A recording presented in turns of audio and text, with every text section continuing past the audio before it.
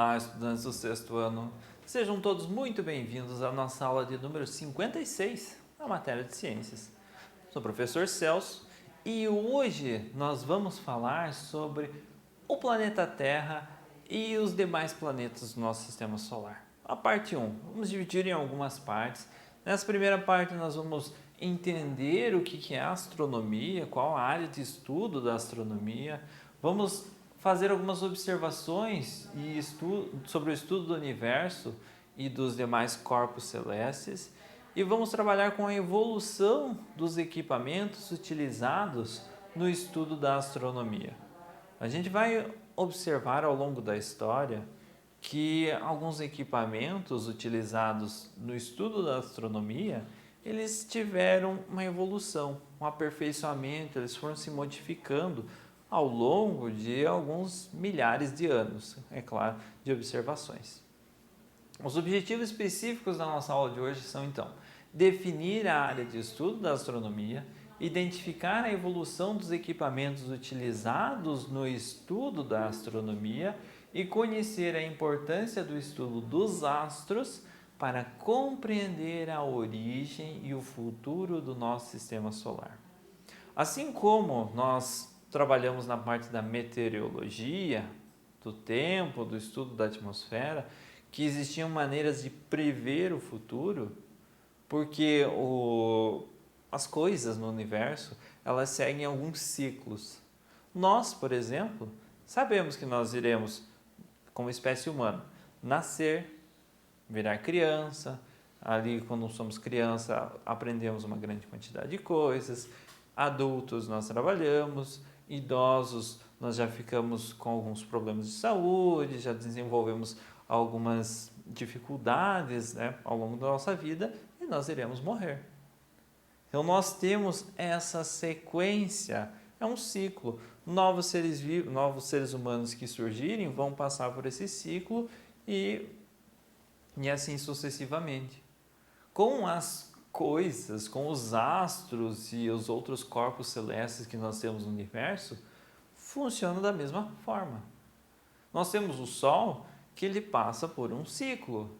Ele vai nascer, ele vai ter algumas transformações específicas, ele vai morrer. Nós temos os planetas que eles passam por um ciclo também, de nascimento, enfim, transformações e a morte. E é isso que nós buscamos com o estudo da astronomia. Tentar entender a origem e o futuro do nosso sistema solar. Não apenas observando o nosso sistema solar, mas observando os outros sistemas planetários que tem próximo da nossa galáxia ou nas galáxias vizinhas. Buscando nesses outros sistemas planetários, identificar como será o futuro do nosso sistema solar ou como foi a origem do nosso sistema solar. Certo? Antes de começarmos então com esse assunto, eu preciso que vocês tenham em mãos o caderno e o penal de vocês, que vocês façam anotações sobre as curiosidades, definições, os conceitos que nós veremos na nossa aula de hoje. Vocês vão utilizar essas suas anotações quando forem fazer um exercício, uma avaliação ou quando precisarem relembrar o conteúdo da aula de hoje para a nossa parte 2. Tá certo? Vamos começar então? A Terra e os planetas. O estudo do universo e dos demais corpos celestes é o campo de pesquisa da astronomia. O que são os demais corpos celestes? São os corpos, os objetos que estão fora da nossa atmosfera.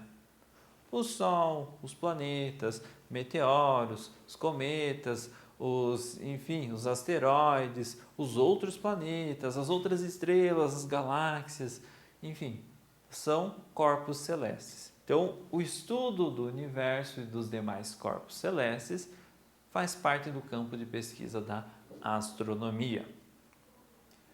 Há muito tempo, as pessoas observavam o céu e os astros. Um astro é qualquer corpo celeste encontrado no universo. Então, corpo celeste, astros são sinônimos quase. O estudo das estrelas, dos planetas e dos outros astros deu origem à astronomia. Essa ciência também ajuda a compreender um pouco mais a origem, a formação e a composição do universo. Então, entendermos a astronomia nos ajuda a entender da onde nós nos originamos, da onde nós surgimos. Qual o surgimento de todo o universo? Qual foi a formação, a origem de todo o universo, incluindo nós mesmos. Embora muitas descobertas tenham sido feitas, o universo é tão imenso que apenas uma minúscula parte dele é conhecida. Ainda há muito a ser explorado, muito mesmo. Nós observamos aqui, lá no centro dessa imagem, o nosso sistema solar, o nosso Sol, representado aqui como o centro do universo, mas é o que nós conseguimos observar. Imagine uma pessoa ali no planeta Terra está com um telescópio apontando ao redor do planeta. Ele observa essas estrelas, ele observa essas galáxias apenas. Mas nós não somos, nem de longe, o centro do universo. Nós conseguimos observar o universo a partir desse ponto. Então, isso é mais ou menos o que nós conseguimos observar do universo. As várias galáxias, as várias estrelas, noções de buraco negro, porque nós não conseguimos observar o buraco negro em si, porque ele absorve a luz, e nós observamos apenas a luz, né? Nós enxergamos a luz e as ondas eletromagnéticas, enfim, mas nós conseguimos observar isso do universo. Existe muito mais a ser observado ainda. Então, a astronomia é uma ciência promissora para quem quiser seguir nessa área. Então, tem muita coisa a ser estudada ainda, tem muita coisa a ser descoberta. Uma das formas de explorar o espaço é estudá-lo daqui da Terra, baseado naquela imagem que eu comentei ali com vocês. Então, nós observamos o universo a partir do nosso planeta. Para isso, é preciso fazer muitas observações e medidas e depois analisá-las por meio de cálculos matemáticos. Então, já é uma área, uma ideia para vocês.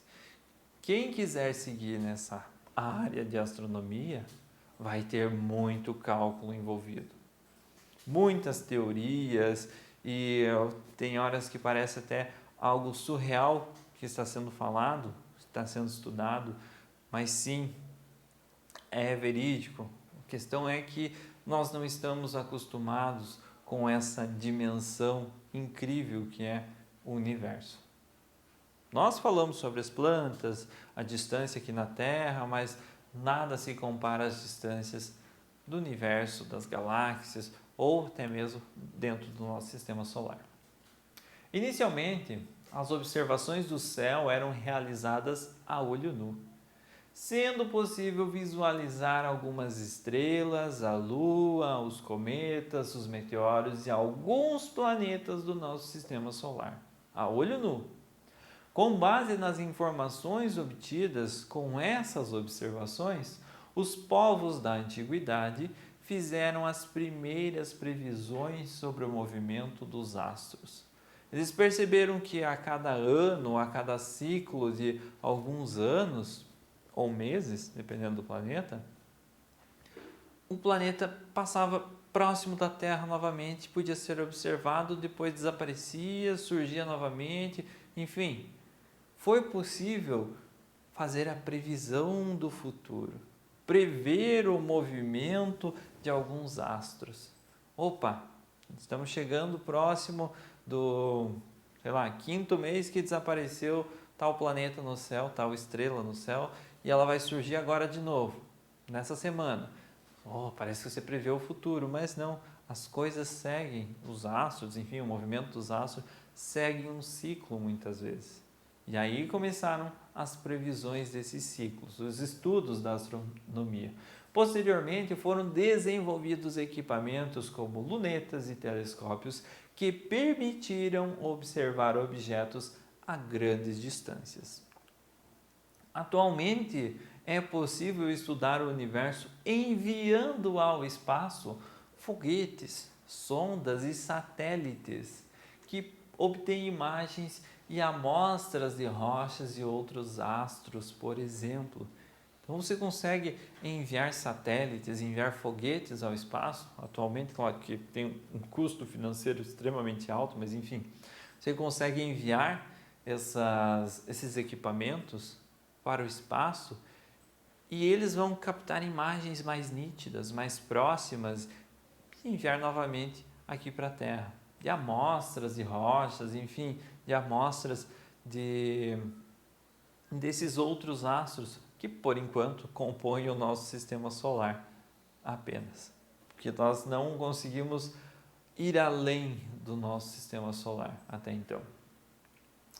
Na antiguidade, os egípcios costumavam construir obeliscos e analisavam a variação da sua sombra dependendo da posição do Sol no céu para marcar a passagem das horas. Já viram um relógio de sol? O relógio de sol tem, ou um gnomon, ele tem uma haste com uma placa redonda que vai, a sombra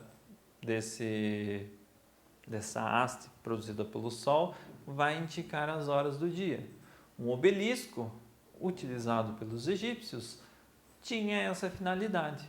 A sombra produzida pelo obelisco com relação ao Sol dizia ou marcava a variação das horas do dia, a passagem das horas dentro de um dia.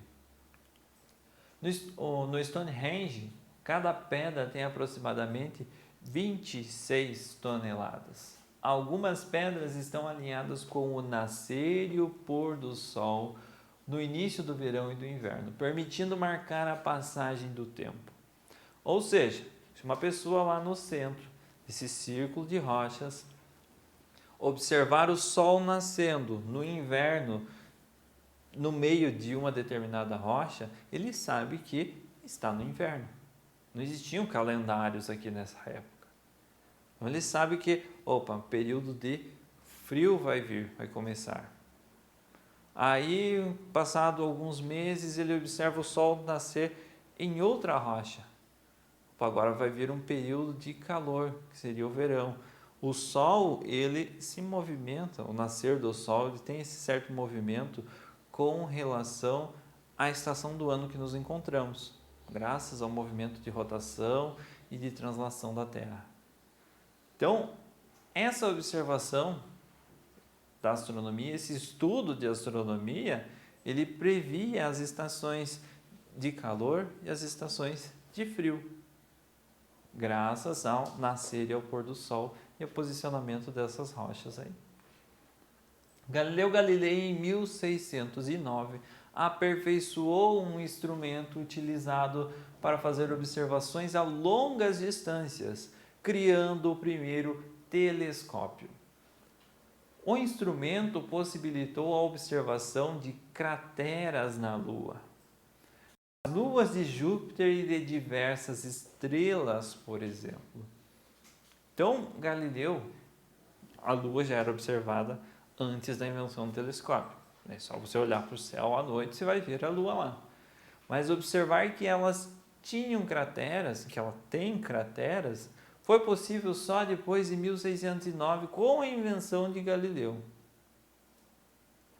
E o que essas crateras dizem? Essas crateras dizem que a Lua, em um determinado período da sua vida, ao longo da sua vida, da sua formação, ela sofreu com a ação de meteoritos que colidiram com ela, bateram nela e deu origem a essas crateras, diversas crateras.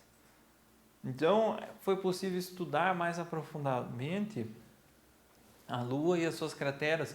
Foi descoberto luas em Júpiter, em outro planeta, entre outras estrelas que foi possível observar. Em 1670, o físico matemático Isaac Newton aperfeiçoou um instrumento desenvolvido por Galileu, tornando-o potente. é conhecido como telescópio refletor ou telescópio newtoniano. É um telescópio com uma potência muito maior. Graças, é claro, ao desenvolvimento da tecnologia, ao desenvolvimento dos estudos científicos, é que ele conseguiu tornar esse telescópio mais potente. Muitos são utilizados até hoje, seguindo a mesma ideia, claro, um pouco mais aperfeiçoados ainda, mas seguindo essa ideia. Em 1859, Gustav Kirchhoff e o físico Robert Bunsen foram uns dos primeiros no uso do espectroscópio, que fornece informações sobre a luz emitida ou refletida por corpos celestes, permitindo conhecer os materiais que formam tais corpos.